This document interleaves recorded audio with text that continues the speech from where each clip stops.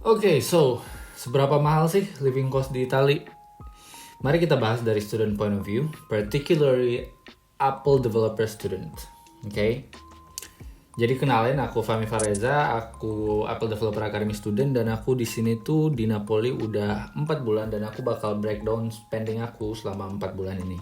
Jadi disclaimer dulu, spendingnya orang-orang pasti beda-beda ya. Dan aku tuh spending aku bisa dibilang adalah salah satu yang murah, karena aku nggak murah, maksudnya efisien bisa dibilang, karena aku nggak minum-minum, aku nggak ngerokok, aku nggak clubbing, dan aku paling nongki paling sebulan 2 kali kayak gitu-gitu. Dan aku mostly make my own meal, jadi aku masak di sini. And so keep that in mind. Also, ini aku bakal ngasih dalam euro dan juga aku bakal konversiin ke rupiah, dimana sekarang itu 1 euro sama dengan 17.000 rupiah. I know, it's expensive. So let's get into it. Jadi aku bakal bagi spending aku jadi 3 kategori. Yang pertama housing dan utilities, yaitu adalah bayar kos dan listrik dan gas. Yang kedua spending aku untuk makanan kayak grocery, beli-beli di supermarket dan lain-lain. Dan ketiga ini yang others, yang transportasi, nongki-nongki, yang lain-lainnya lah pokoknya. Jadi yang pertama, untuk housing. Oke, jadi untuk housing, aku rasa ini aku dapat yang cukup murah, which is 265 euro. Itu 265 euro tuh udah dengan utilities. 265 euro tuh adalah 4.505.000. Itu aku bayarin per bulan. Dan ini adalah spending aku yang paling gede. Selama sebulan tuh ini spending aku yang paling gede, 4.505.000. Dan untuk groceries, ini aku jatahin 20 euro per minggu atau 80 euro per bulan. Dan ini menurut aku udah cukup banget buat aku untuk beli breakfast, kayak beli susu, sereal, beli pasta, beli beras, dan beli semacam bumbu-bumbu gitu untuk kalian masak, beli telur ayam. Itu udah cukup banget. Dan aku ada video khusus yang ngeliatin harga-harga groceries aku di Italia itu berapaan. Aku taruh di TikTok sama Instagramku, so feel free to check them out. And ini yang aku surprise banget, di sini aku paket data itu adalah 10 euro 150 GB. 10 euro berarti 170.000, iya kan ya? 170.000 itu 150 GB. Dan sebenarnya aku nggak terlalu butuh sih, karena aku di kos sekarang aku ada 2 wifi, dan mereka tuh 5 GHz, dan di sini ada 5G, jadi kecepatannya tuh mind blowing. Terus yang lain-lain kayak others hangouts and stuff.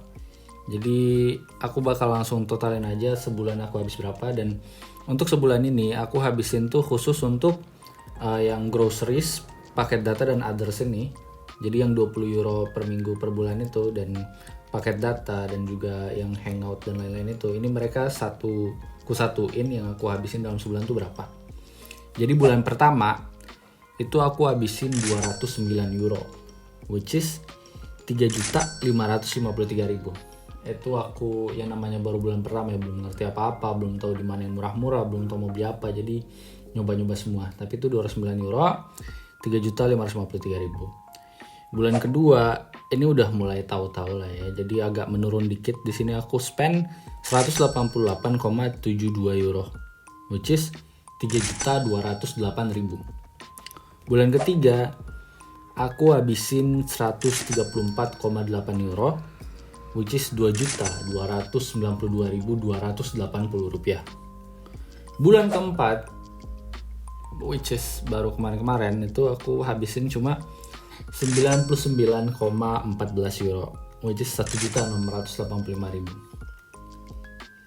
Jadi kalian tahu kan aku hemat banget. Jadi aku rasa itu masih affordable ya. Kalau kita untuk cost, of course nggak terlalu affordable kalau mau dibandingin sama Jakarta atau apa. Tapi untuk biaya hidup, aku rasa itu masih affordable banget. Jadi memang biaya hidup tuh tergantung lifestyle aja. Dan gimana kalian tahu tips and tricksnya, kayak ada diskon-diskon di mana yang groceries yang murah-murah, mana yang lagi memang diskon, mana buah-buahan yang lagi musim jadi mereka murah, dan gitu-gitulah ya. Kalau mau dilihat dari spendingku ini kayaknya masih worth it sih. Kalau kita mau compare beasiswa yang dikasih sama Apple Academy dan spending aku sekarang, itu bener-bener masih worth it, karena Dari akademi mereka ngasih aku 120 juta untuk kurs sekarang ya. Dan dengan spending aku sekarang, aku di sini kan udah 4 bulan. Aku punya 5 bulan lagi, dan dengan spending aku kayaknya masih worth it. Dan juga jangan lupa iPhone, ada iPhone tuh dikasih, MacBook juga ada nih gitu kan.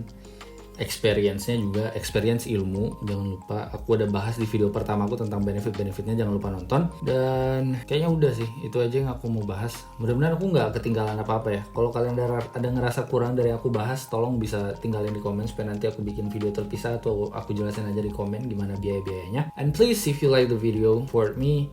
And kalau kalian tertarik untuk ikut Apple Academy, tentu stay tune untuk konten-konten aku. Aku rencana untuk buka mentoring class, dan aku harap di saat aku buka kalian bisa dapet infonya sesegera mungkin.